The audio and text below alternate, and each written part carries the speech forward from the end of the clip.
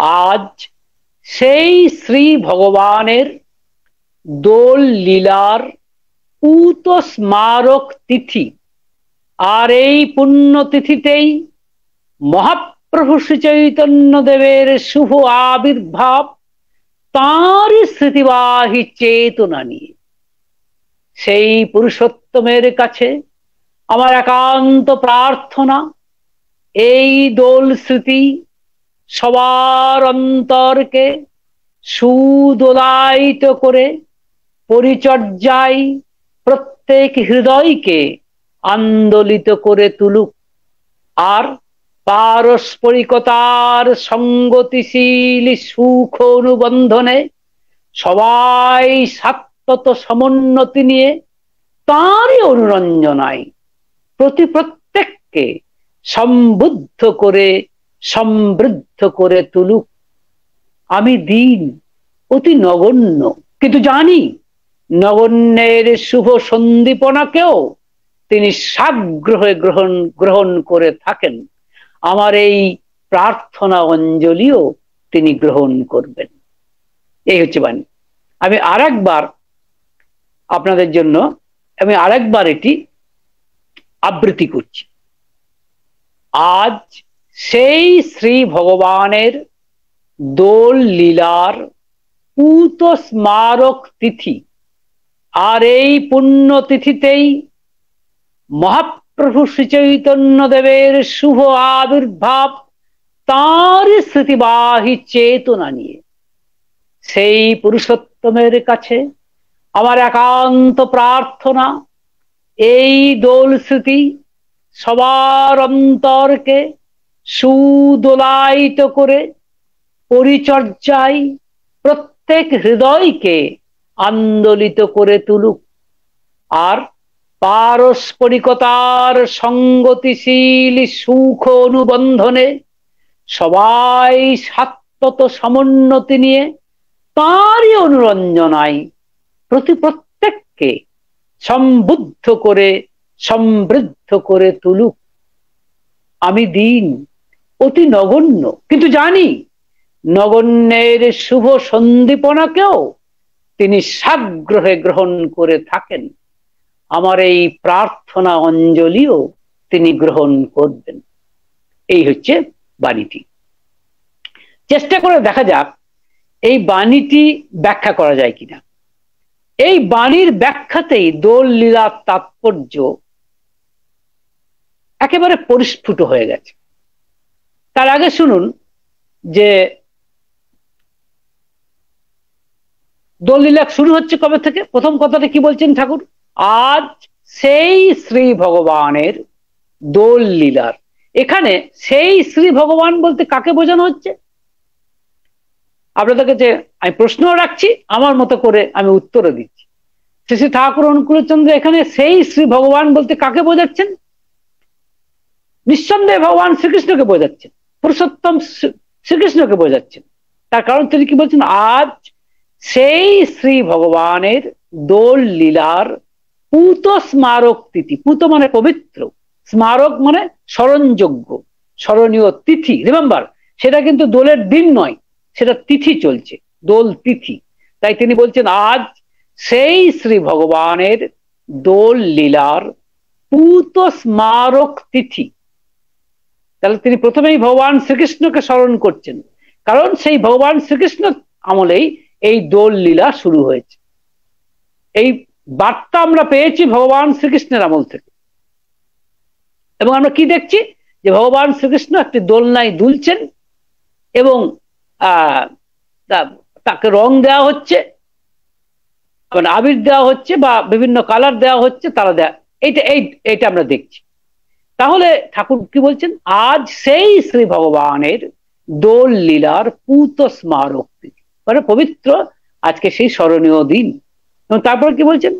যে আর এই পুণ্য তিথিতেই, অর্থাৎ দোল তিথিতেই মহাপ্রভু শ্রী চৈতন্য দেবের শুভ আবির্ভাব। মহাপ্রভু শ্রী চৈতন্য দেব আবির্ভূত হয়েছেন এই দোল তিথিতে, এটাও ঠাকুর কিন্তু এর মধ্যে ব্যাখ্যা করে দিচ্ছেন। এবং কি বলছেন? তাঁরই স্মৃতিবাহী চেতনা নিয়ে। এর মানে কি? স্মৃতিবাহী মানে স্মৃতিকে বহন করে যে চেতনা, তাকেই বলে স্মৃতিবাহী চেতনা। যেমন ধরুন আমার এখন বয়স 65+, এই মানে অন্তত ধরুন প্রথম 5 বছর হয়তো কিছু মনে নেই, কিন্তু 5 বছর বয়স থেকে আমি যে 65 বছর হয়েছি, বিভিন্ন স্মৃতির যেন একটা মালা, আর সেই স্মৃতির মালাটাকে আমি বহন করে নিয়ে যাচ্ছি আমার চেতনাতে। তাই আমার এই চেতনাকে বলা যায় যে 60 বছরের স্মৃতিবাহী চেতনার মালা, তাই না? 60 বছরের স্মৃতিবাহী চেতনা আমি বহন করছি। এখানে কি বলছেন যে ভগবান মানে কি বলছেন না, মহাপ্রভু শ্রী চৈতন্য দেব আসলে ভগবান শ্রীকৃষ্ণের স্মৃতিকে বহন করছেন, এটাই বলা হচ্ছে। কারণ পুরুষোত্তমেরও বিবর্তন হয়, পুরুষোত্তমেরও আবার জন্ম তিনি নেন। একই মানুষ আসছেন, রিমেম্বার, তিনি আসছেন একজনই, কিন্তু বিভিন্ন সময়তে বিভিন্ন রূপ নিয়ে আসছেন, একই নরদেহে আসছেন না। কিন্তু তিনি রামচন্দ্র হয়ে এসেছেন ত্রেতা যুগে, দাপর যুগে এসেছেন ভগবান শ্রীকৃষ্ণ হয়ে, হ্যাঁ, এরকম আসছেন স্বাভাবিকভাবেই। কি বলে, এইভাবে তিনি আসছেন। তাহলে জিনিসটা কি দাঁড়াচ্ছে? এটাই দাঁড়াচ্ছে যে মহাপ্রভু শ্রী চৈতন্য দেব আসলে ওই ভগবান শ্রীকৃষ্ণের স্মৃতিকেই বহন করে আসছেন, তার চেতনায় রয়েছে ভগবান শ্রীকৃষ্ণের স্মৃতি। তাই বলছেন, আর কি বলছেন, এই পুণ্যতিথিতেই মহাপ্রভু শ্রী চৈতন্য দেবের শুভ আবির্ভাব, মানে জন্মতিথি, তাঁরই স্মৃতিবাহী চেতনা নিয়ে। তারপরে কথা কি বলছেন ঠাকুর, সেই পুরুষোত্তমের কাছে আমার একান্ত প্রার্থনা, এই দোল স্মৃতি সবার অন্তরকে সুদোলায়িত করে, সুদোলায়িত মানে সুন্দরভাবে দোলায়িত করুক। যেমন দোলনায় একটা মানুষকে দোলায়িত করে, একটা দোলনা যেমন একটা মানুষকে দোলায়িত করে, সেরকম ভাবে দোলায়িত করুক। কারণ আমরা এই দোল স্মৃতিটা কি স্মৃতি? ভগবান শ্রীকৃষ্ণের ক্ষেত্রে আমরা কি দেখছি, যে তিনি দোলনায় দুলছেন। ভেবে দেখুন তো, দোলনায় যদি দুলতে হয়, তাহলে প্রথমে দোলনাটাকে স্টার্ট করার জন্য কি করতে হবে? একটা ধাক্কা দিতে হবে, একটা পুশ দিতে হবে, তাই নয় কি? একটা পুশ দিতে হবে, ধাক্কা দিতে হবে। একটু ধাক্কা দিলে কি হবে? দোলনাটা একটু এগিয়ে যাবে। যে দোলনায় বসে আছে বা যারা বসে আছে তাদেরকে নিয়ে একটু এগিয়ে যাবে। এগিয়ে গিয়ে কতদূর এগিয়ে যাবে? অনন্তকাল, মানে অনন্ত না, একটা জায়গায় গিয়ে থেমে যাবে। কি হবে? থেমে যাবে। থেমে যাওয়ার পর আমরা কি দেখি না, দোলনাটা এদিক ওদিক এদিক ওদিক দেওয়াল ঘড়ির পেন্ডুলামের মতো দুলতে থাকে, তাই না? দেওয়াল ঘড়ির পেন্ডুলামের মতো এদিক ওদিক দুলতে থাকে। এটা কিন্তু দোল স্মৃতি, এইটাই আমাদের স্মৃতি, যে একটা দোলনায় মানে দোলা হচ্ছে, পুরুষোত্তম বসে আছেন এবং সেই দোলনায় দোলা হচ্ছে, এবং সেখানে কি দেখাচ্ছে? প্রথমে নিঃসন্দেহে একটা ধাক্কা দিতেই হচ্ছে। সে ধাক্কাটা হয়তো দেখানো হচ্ছে না, কিন্তু দিতে হচ্ছে, এবং দেওয়ার পরে একটু যাওয়ার পর থেমে যাচ্ছে, তারপরে এদিক ওদিক চলতে থাকছে। এই তো দোল স্মৃতি। তা কি বলছেন ঠাকুর? এই দোল স্মৃতি সবার অন্তরকে সুদোলায়িত করে, মানে সুন্দরভাবে দোলায়িত করে, মানে এই দোলনার স্মৃতি আমাদের অন্তরকে দোলায়িত করুক। আচ্ছা, এতে লাভটা কি? লাভ আছে। এই দোলনার স্মৃতিটা, এই দোলনায় যে দুলছেন পুরুষোত্তম, এইটার একটা বিশেষ প্রতীক, পার্টিকুলার কাইন্ড অফ সিম্বল। এটা একটা বিশেষ প্রতীক। কিসের প্রতীক? প্রতীক হচ্ছে এই, আমরা হয়তো জানি না, বা অন্তত আমার ব্যাখ্যা, আমি আপনাদের কাছে করজোরে প্রার্থনা করে নিচ্ছি, আমার ব্যাখ্যা 100% ঠিক, এটা মেনে নেবার কোনো যৌক্তিকতা নেই, আপনারা নাও মানতে পারেন।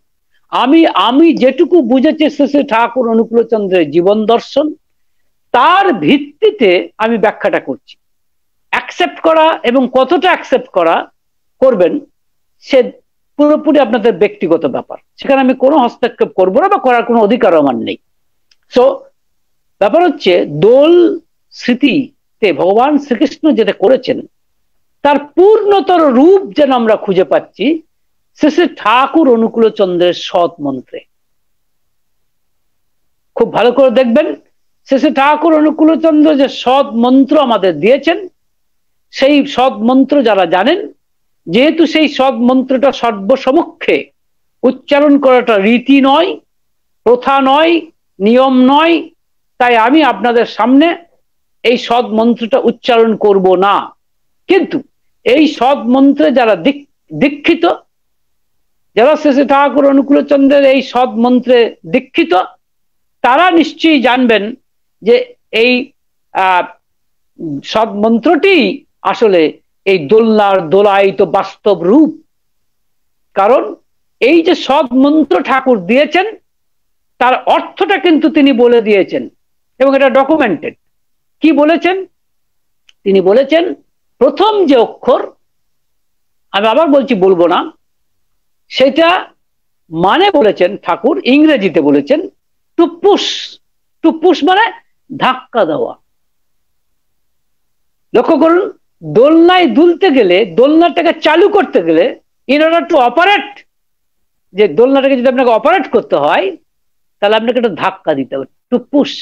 আমাদের দেওয়া যে সদ, শ্রী শ্রী ঠাকুর অনুকূলচন্দ্র আমাদের যে সদ মন্ত্র দিয়েছেন, সেই মন্ত্রের প্রথম অক্ষরটা কিন্তু যার মানে হয় টু পুশ, মানে ধাক্কা দেওয়া। এই যে টু পুশ কথাটা কে বলেছেন? আমি বলছি না, শ্রী শ্রী ঠাকুর অনুকূলচন্দ্র নিজে বলেছেন, টু পুশ মানে ধাক্কা দেওয়া। দ্বিতীয় যে অক্ষর, সেই অক্ষরের মানে ঠাকুর অনুকূলচন্দ্র বলেছেন সিজেশন। এটাও ইংরেজি কথা, যার বাংলা হচ্ছে থেমে যাওয়া। লক্ষ্য করুন, একটা দোলনা প্রথমে ধাক্কা দেওয়া হচ্ছে, তারপরে একটু একটু গিয়ে থেমে যাচ্ছে। তার প্রথম অক্ষরটা, আমাদের সদ মন্ত্রের প্রথম অক্ষরটা হচ্ছে টু পুশ, এবং দ্বিতীয় অক্ষরটা একটু পরে গিয়ে যে থেমে যাচ্ছে, এটা সিজেশন মানে থেমে যাওয়া। আর শেষ দু অক্ষরের মানে ঠাকুর নিজে বলেছেন to and fro motion. To and fro motion অর্থাৎ যেটাকে আমরা বলতে পারি দেওয়াল ঘড়ির পেন্ডুলামের মতো এদিক ওদিক এদিক ওদিক একটি গতি, ঠিক দোলনা যেমন দোলে। তাহলে লক্ষ্য করুন, আমাদের শ্রী শ্রী ঠাকুর অনুকূলচন্দ্র যে সদ মন্ত্রটি দিয়েছেন, তার তাৎপর্যটি কিন্তু এইটাই, অর্থাৎ এটা একটা বিশেষ গতি, it's a kind of vibration, এটা একটা বিশেষ কম্পন, it's a kind of vibration, sound vibration, যেটা দোলনার সঙ্গে ভীষণভাবে সম্পর্কিত। আমার ধারণা ভগবান শ্রীকৃষ্ণ দোল লীলায় দোল স্মৃতি হিসাবে যেটি দিয়েছেন, দোলনায় যে দুলছেন, এই যে প্রতীকী অর্থ, সেটার পরিস্ফুট রূপ পাচ্ছে শ্রী শ্রী ঠাকুর অনুকূলচন্দ্রের দেওয়া সদ নামের মাধ্যমে। কারণ আমি যেটুকু বলছি, কারণ ঠাকুর প্রথম অক্ষরটা বলেছেন টু পুশ মানে ধাক্কা দেওয়া, দোলনাকে চালু করতে গেলে তাকে ধাক্কা দিতে হয়। দ্বিতীয় অক্ষর বলেছেন যে সিজেশন থেমে যাওয়া, দোলনাটা একটু গিয়ে থেমে যায়। এবং শেষ দুটো অক্ষরের মানে বলেছেন টু অ্যান্ড প্রো মোশন, অর্থাৎ এদিক ওদিক ঘড়ির পেন্ডুলাম, দেওয়াল ঘড়ির পেন্ডুলামের মতো চলতে থাকা। দোলনা তো তাই হয়, এদিক ওদিক দোলে। তাহলে ঠাকুর যেটা বলছেন, সেই পুরুষোত্তমের কাছে আমার একান্ত প্রার্থনা। কি প্রার্থনা করছেন তিনি? এই দোল স্মৃতি সবার অন্তরকে সুদোলায়িত করে, মানে সুন্দরভাবে দোলায়িত করুক। তাতে কি হবে? আমরা যদি ঠাকুর অনুকূলচন্দ্রের সদমন্ত্র নিরন্তর জপ করে যাই মানে আবৃত্তি করে যাই, কি হবে? আমাদের বৃত্তি প্রবৃত্তির যে অভিভূতি, তার গায়ে হাত পড়বে। অর্থাৎ আমাদের বৃত্তি প্রবৃত্তির অভিভূতি তো আমাদের মনকে নোংরা করে, ক্লেদাক্ত করে।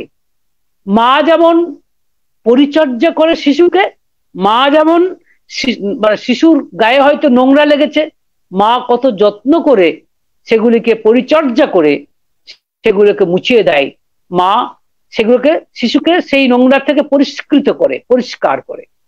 আমি যদি বলি ঠাকুর এটাই বলতে চাইছেন যে এই মন্ত্র বারবার উচ্চারণের ফলে, অর্থাৎ দোল স্মৃতিটা ভগবান শ্রীকৃষ্ণ আমাদের মনে করিয়ে দিচ্ছেন যে এই দিন তুমি ঈশ্বরের সাথে বেশি করে যুক্ত হও, তুমি ঈশ্বরকে ভুলে যেও না। তার কারণ তোমার সোর্স, তোমার উৎসই হচ্ছে ঈশ্বর, সেখান থেকেই তুমি এসেছো।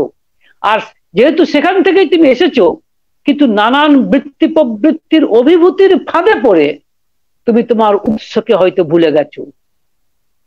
তাই শ্রী শ্রী ঠাকুর অনুকূলচন্দ্র একটা বাণীও আছে যে ভ্রান্তি এলো সেই উৎস বিমুখ চলন বলন পেয়ে বসলো যেই। মানে ভুল তখন থেকেই শুরু হলো যখন আমরা উৎসকে ভুলে গেলাম।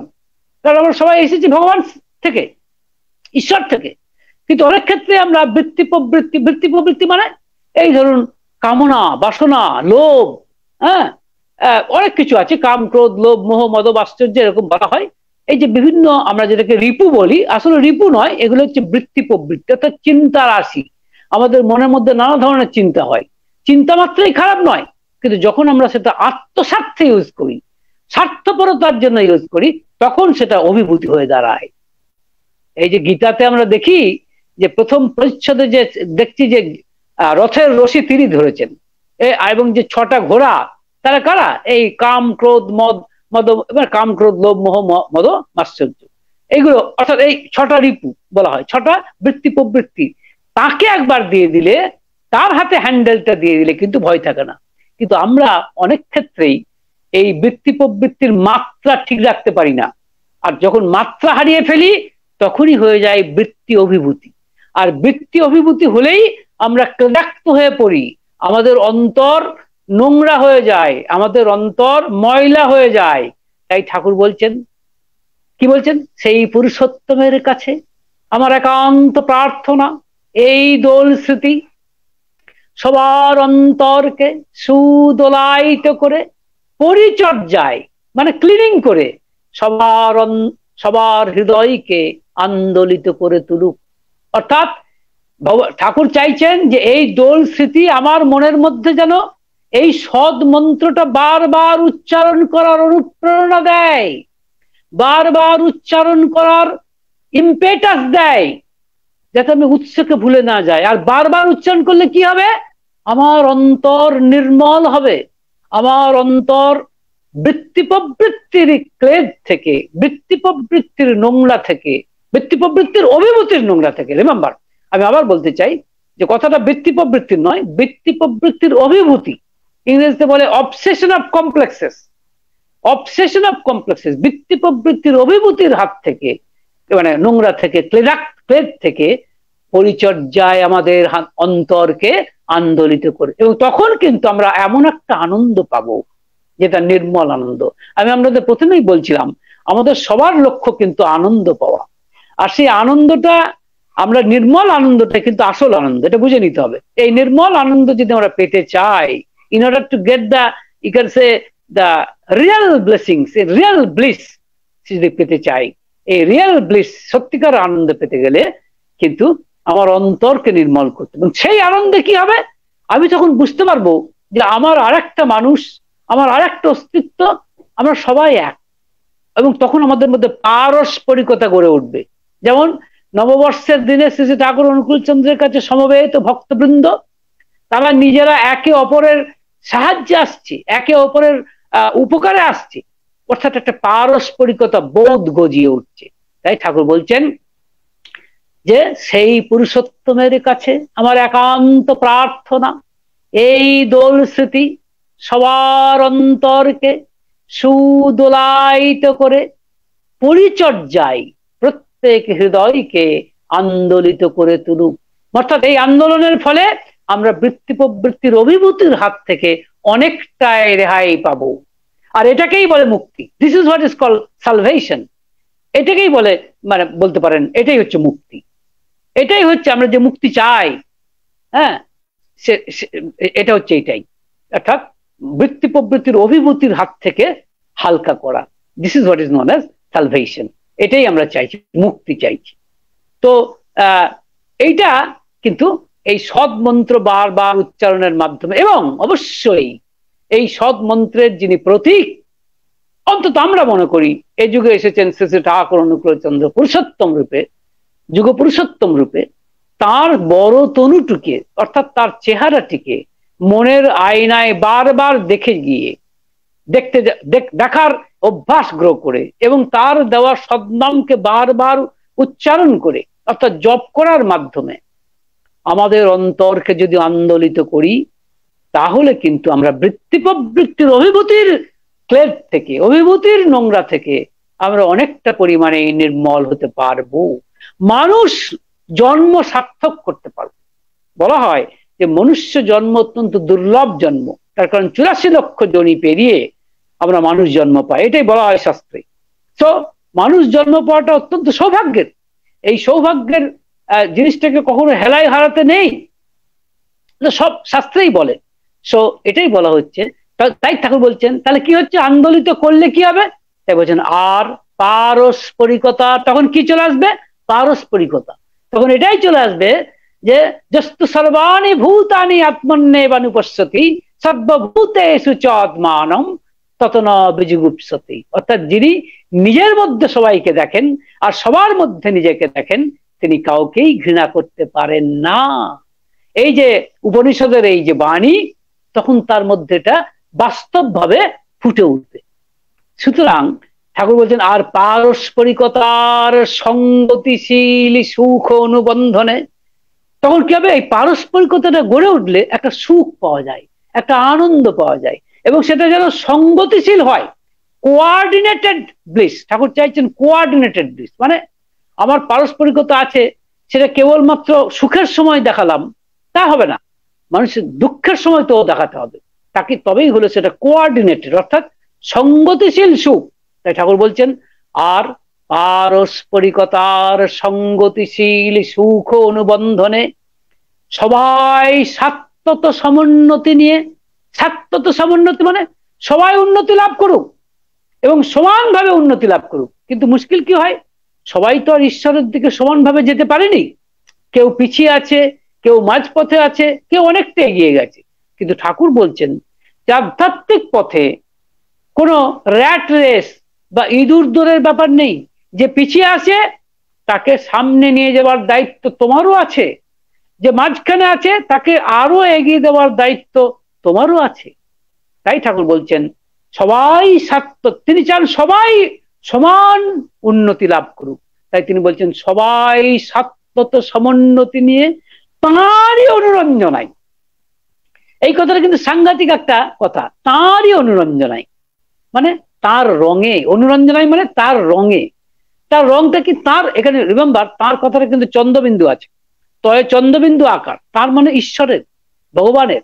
তার রংটা কি, যদি ধরুন আমি যদি বলি ভগবান শ্রীকৃষ্ণ তিনি যা দিয়ে গেছেন, যে নীতি বিধি যা দিয়ে গেছেন আমাদেরকে, সেটাই হচ্ছে তার রং। যেমন শ্রী শ্রী ঠাকুর অনুকূল চন্দ্রের রং কি, অনেকে বলে, আমি অনেক জায়গায় এটা আলোচনা করেছিলাম, তো তারা বলে ঠাকুর অনুকূল চন্দ্রের রং সাদা। না না, সাদা নয়, সাদা রঙের কাপড় জামা তিনি পছন্দ করেন। ঠাকুর বলেছেন যে মানে সাদা ধুতি, মানে কালো পাড়ের ধুতি, সাদা ধুতি, আর মানে এই ধুতি পাঞ্জাবি, সাদা পাঞ্জাবি পরে থাকলে, আর সাদা মানে এই যেটা আমরা নিই সেটা পরে থাকলে মানুষকে দেবদূতের মতো দেখায়, এটা ঠাকুর বলেছেন।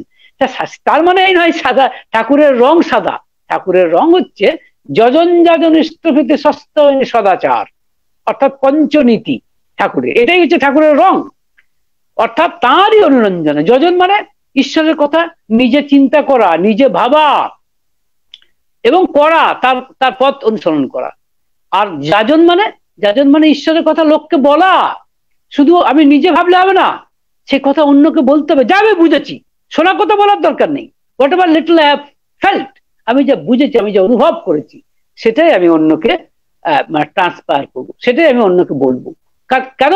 কারণ সেও এগিয়ে যাক। কারণ আমি যদি তাকে না বলি, আমি যদি পরিবেশ নিরপেক্ষ হওয়ার চেষ্টা করি, তাহলে পরিবেশ কিন্তু আমাকে ছাড়বে না। তার জন্য সবাইকে নিয়ে চলতে বলছেন ঠাকুর। তাই বলছেন যাজন।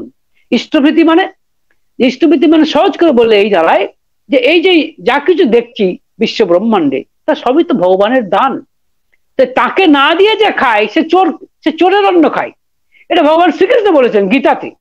সো ইষ্টভীতি হচ্ছে কি না, তুমি তোমার সৎ ভাবে উপার্জিত যে আহরণ, সেখান থেকে কিছুটা নিয়ে প্রথমেই এটা অর্ঘ্য দাও তোমার ইষ্ট দেবতাকে, সেটাকেই বলা হচ্ছে ইষ্টভৃতি। এবং ইষ্টভৃতির অন্যান্য ব্যবহার আছে, এবং অন্যান্য ইয়েটা কি মানে সেটা আছে, সেটা আমি ডিটেলসে বলছি না। আমি শুধু বলতে চাইছি ইষ্টভীতি করতে, কারণ আমি তো তার থেকেই পাচ্ছি। তো তাকেই যদি নিবেদন না করি আগে, তাহলে চোরের অন্ন খাওয়া হয়, এটা গীতাতেও বলা হচ্ছে। এটা ইষ্টভীতি ঠাকুর এইভাবে দিয়েছেন, অত্যন্ত করুণা করে তিনি ইষ্টভীতির প্রবর্তন করেছেন। হ্যাঁ, যেটাকে বলো না যে উত্তম, রামকৃষ্ণদেব বলছেন ঠাকুর হচ্ছেন মানে ঠাকুরের কথা বলছি না, তিনি উত্তম বৈদ্যের কথাও বলেছেন। উত্তম বৈদ্য কি করেন, যে দেখছে রোগী বিকারগ্রস্ত, তাকে তিনি গলাতে পাটা টিপে ওষুধটা খাইয়ে দেন, ওষুধ এবং পথ্য দুটোই খাইয়ে দেন, তাকেই বলে উত্তম প্রকারের বৈদ্য। শিশু ঠাকুর অনুকূলচন্দ্র এবার উত্তম প্রকারের বৈদ্য হয়ে এসে তিনি গলায় পাটা চেপে আমাদের ওষুধ খাইয়ে দিচ্ছেন, ইষ্টভীতির প্রবর্তন করেছেন। সেটাকে অনেকেই অন্যভাবে নেয়, আমি সে বিতর্কে যেতে চাইছি না। তাহলে ইষ্টভীতি, আর যদি কেউ পারে আরো দুটো নীতি, সস্তায়নী হচ্ছে, এর চেয়ে বড় ব্রত আর কিছু হয় না, এবং সদাচার মানে সৎ আচার, সেটা 3 রকম হতে পারে, মানে শারীরিক, মানসিক এবং আধ্যাত্মিক। আমি অত ডিটেলসে যাচ্ছি না। ঠাকুরের যে পঞ্চনীতি সেটাই হচ্ছে ঠাকুরের রং। তাই ঠাকুর কি বলছেন, যে আর পারস্পরিকতার সঙ্গতিশীল সুখ অনুবন্ধনে সবাই সাত্তত সমুন্নতি নিয়ে তারই অনুরঞ্জনায়, মানে তার রঙে কি করবে, প্রত্যেককে সমৃদ্ধ করে তুলুক। এবার সমৃদ্ধ মানে প্রথমে সম্বুদ্ধ, সম্বুদ্ধ মানে সম্যক প্রকারের বুদ্ধ, মানে সম্যক প্রকারের জ্ঞানী করে তুলুক। এটা পড়াশোনার জ্ঞান নয়, এটা স্কুল কলেজে বিশ্ববিদ্যালয়ে পড়া জ্ঞানের কথা বলা হচ্ছে না। এটা বলা হচ্ছে এই যে পঞ্চনীতি, যজন যাজন ইষ্টভীতি সস্তায়নী সদাচার, যার উপর জীবন যশ সবকিছু নির্ভর করছে, যার উপরে ধর্মের সংজ্ঞা বাঁচা বাড়া, বেঁচে থাকা এবং বাড়া, বাড়া মানে এভলিউশন, আর বেঁচে থাকা মানে কিভাবে বৃত্তি প্রবৃত্তির অভিভূতির হাত থেকে নিজেকে বাঁচাতে হয়। এই যে শিক্ষা, এই শিক্ষা হয় পুরুষোত্তমের দেওয়া যে নীতিবিধি, সেগুলো অনুসরণ করলে। এক্ষেত্রে ঠাকুরের রং হচ্ছে পঞ্চনীতি, যেটাকে আমরা বলছি যজন যাজন ইষ্টভীতি সস্তায়নী সদাচার। সেই রঙে প্রত্যেককে রাঙাও, সেই আবির দিয়ে প্রত্যেককে রাঙিয়ে দাও, বলছে না, মানে ওইটাই হচ্ছে রং, ওইটাই হচ্ছে আবির। আমরা যে একজন আরেকজনকে আবির দিয়ে অন্যকে মানে আবির মাখাই, ঠাকুর বলতে চাইছেন তুমি পুরুষোত্তমের কথা, পুরুষোত্তমের নীতি, পুরুষোত্তমের বিধি অন্যকে বলে, নিজে করে, অন্যকে বলে, তোমার চরিত্র দ্বারা, তোমার আচরণ দ্বারা অন্যকে বোঝাও, যাতে সেও পুরুষোত্তমের রঙে উদ্বুদ্ধ হয় এবং সেও যাতে পুরুষোত্তমকে গ্রহণ করতে পারে এবং গ্রহণ করে মানব জীবন ধন্য করতে পারে, এবং সে যেন সত্যিকারের সম্বুদ্ধ হয়। সম্বুদ্ধ মানে সম্যক প্রকারের বুদ্ধ, সম্যক প্রকারের জ্ঞানী হয়। এবং কি বলছেন, এবং সম্বুদ্ধ হয়ে সমৃদ্ধ করে তুলুক। সমৃদ্ধ মানে সম্যক প্রকারের বৃদ্ধি লাভ করুক। এখানে বৃদ্ধি লাভ করতে ঠাকুর ধর্মের সংজ্ঞায় দিয়েছেন বাঁচা বাড়া। বাঁচা বাড়ার মর্ম যা, ঠিকই যেন ধর্মতা। এই বাঁচা, একটু আগে বললাম বাঁচা কাকে বলে, বাঁচা মানে বৃত্তি প্রবৃত্তির অভিভূতির হাত থেকে বাঁচা। আর বাড়া কাকে বলে, বৃদ্ধি কাকে বলে না, আমরা প্রত্যেকেই সেই মানে ব্রহ্ম থেকে এসেছি। ব্রহ্ম হচ্ছে নিরাকার ঈশ্বর, আর সাকার ঈশ্বর হচ্ছেন পুরুষোত্তম। সেই পুরুষোত্তমের থেকে আমরা এসেছি এবং আমরা চলছি সেই পথে, যেতে যেতে তারই কাছে গিয়ে বিলীন হয়ে যাব, এবং সেটা যত তাড়াতাড়ি হয়, এই যাওয়ার পথটা, এটা হচ্ছে বৃদ্ধি। This is what is not evolution, একেই বলে বিবর্তন। এই বিবর্তনের পথে এগিয়ে, সম্যক প্রকারের বিবর্তন। তাই ঠাকুর বলছেন তাঁরই অনুরঞ্জনায় প্রত্যেককে সম্বুদ্ধ করে সমৃদ্ধ করে তুলুক। শেষে তিনি বলছেন আমি দীন অতি নগণ্য। তিনি নিজেকে বলছেন দীন এবং নগণ্য, যেন তিনি আমার মতো অতি সাধারণ মানুষ, যেন তিনি সাধারণ মানুষের রিপ্রেজেন্টেটিভ, সাধারণ মানুষের প্রতিনিধি। কারণ তিনি বলছেন আমি দীন অতি নগণ্য, কিন্তু মনে রাখবেন তার পরের কথাটা কিন্তু দারুণ তাৎপর্যবাহী। তিনি বলছেন কিন্তু জানি, কি জানেন, কিন্তু জানি নগণ্যের শুভ সন্দীপনাকেও তিনি সাগ্রহে গ্রহণ করে থাকেন। এই দেখুন, এই জায়গাতে এই প্রমাণ হচ্ছে যে তিনি পুরুষোত্তম। কারণ রামকৃষ্ণদেবের কাছে যখন নরেন এসছে, তখনও তিনি স্বামী বিবেকানন্দ হননি। তিনি প্রশ্ন করছেন যে আপনি কি ভগবানকে দেখেছেন? বলা বাহুল্য, রামকৃষ্ণদেবের কাছে আসার আগে নরেন কিন্তু আরো অনেক আধ্যাত্মিক মহাপুরুষের কাছে গিয়েছিলেন, তাদেরকেও একই প্রশ্ন জিজ্ঞাসা করেছিলেন। তারা উত্তর পুরোপুরি এইভাবে দিতে পারেননি, বলেছেন হ্যাঁ, কেউ বলেছেন অনুভব করেছি এরকম, কিন্তু ডাইরেক্ট দিতে পারেননি। ডাইরেক্ট কে বলছেন? ভগবান শ্রীকৃষ্ণ, সরি রামকৃষ্ণদেব। রামকৃষ্ণদেব কি বলছেন? হ্যাঁ দেখেছি, এই তোকে যেমন দেখছি তার চেয়েও স্পষ্ট করে দেখেছি।